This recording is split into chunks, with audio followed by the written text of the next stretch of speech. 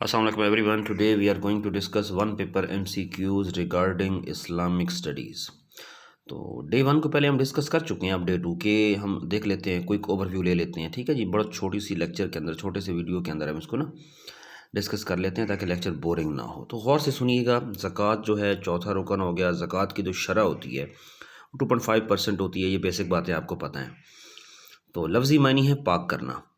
2 हिजरी में फ़र्ज़ हुई और रोज़ा भी 2 हिजरी में फ़र्ज़ हुआ, लेकिन हज 9 हिजरी में फ़र्ज़ हुआ. ठीक है.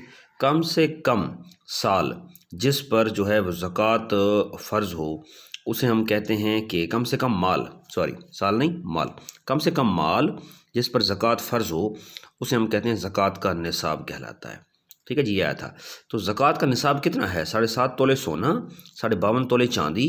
इनको पड़े पड़े या इनकी मालियत, इनको पड़े पड़े 1 साल का अरसा गुजर गया हो तो उस पर 2.5% ज़कात जो है वो लागू हो जाती है. ऊँटों पर जो ज़कात है वो जी 5 हैं, और गाय और भैंसों पर जो ज़कात का निसाब है वो 30 गाय या भैंस हैं, और 1 साल का बछड़ा जो है वो ज़कात हो सकती है. ये अब देखें, खैबर पख्तूनख्वा सर्विस कमीशन जो है वहाँ से आया था. सिंध पब्लिक सर्विस कमीशन में ये आया था कि बकरियों पर ज़कात का निसाब जो है वो 40 बकरियाँ हैं. ठीक है. तो 40 बकरियों पर ज़कात जो है वो 1 बकरी है. ठीक है. तो ज़कात के मुसारिफ़ जो हैं वो 8 हैं. ठीक है जी. और इसका ज़कात के मुसारिफ़ का ज़िक्र कहाँ पे आया है? ये जी सूरह तौबा में इसका ज़िक्र आया है.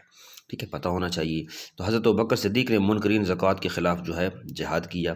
तो फार्मूला जो है वो ज़कात का ये है कि टोटल जो आपकी जायदाद है उसको 2.5% से मल्टीप्लाई कर दें, आपकी ज़कात आ जाएगी.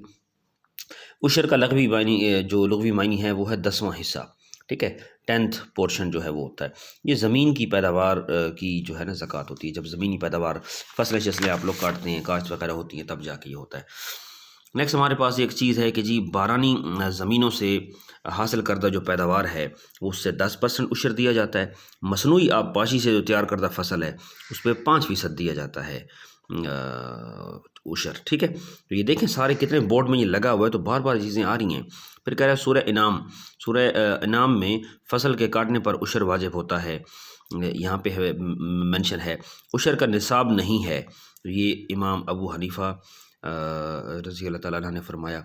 जबकि सूरह बकरा नमाज कायम करो और ज़कात अदा करो, ये सूरह बकरा में है. ठीक है. जबकि नमाज और ज़कात में कोई फ़र्क नहीं, ये हज़रत अबू बकर सिद्दीक़ रज़ी अल्लाह ताला अन्हु ने फरमाया. और फिर ज़कात का लफ्ज़ कुरान में 32 मरतबा आया है. और फिर जो है ज़कात के इक़साम जो हैं वो 2 हैं. एक है ज़कातुल माल और एक है ज़कातुल फ़ित्र. ठीक है जी. अच्छा, यहाँ पे पता होना चाहिए कि सुरंगों की पैदावार पर जो है ज़कात जो है वो है 1/5. ठीक है जी, या 20%. और उसके बाद ज़कात जो हज़रत उमर रज़ी अल्लाह ताला अन्हु ने घोड़ों पर ज़कात लागू की. और इस्लामी हुकूमत गैर मुसलमों से क्या वसूल करती है? जज़िया वसूल करती है. और जी से मुराद इस्लामी रियासत के तमाम गैर मुस्लिम हैं, इस जी से मुराद. ठीक है जी. और पाकिस्तान में ज़कात का निज़ाम 1980 में मुतारिफ़ कराया गया, ये पता होना चाहिए. ठीक है जी. उसके बाद नमाज के साथ ज़कात का ज़िक्र कुरान में 30 बार आया है. और ज़कात की रकम मस्जिद में इस्तेमाल नहीं की जा सकती. और मक्की सूरतों में ज़कात का लफ्ज़ जो है वो 22 मरतबा आया है. 1973 के आइन का जो आर्टिकल है ज़कात से मुतालिक है वो कौन सा है? आर्टिकल 31. ठीक है जी. अल-फ़ारमीन जो हैं इससे हम ये होते हैं कर्ज़दार. अल-गारमीन ये कर्ज़दार होते हैं, ये भी ज़कात जो है वसूल कर सकते हैं. कोई 30+ यार थे MCQ जो आप लोगों से डिस्कस करने थे. नेक्स्ट लेक्चर में इंशाल्लाह हम डिस्कस करेंगे डे 3 को इंशाल्लाह. ठीक है जी. Thank you.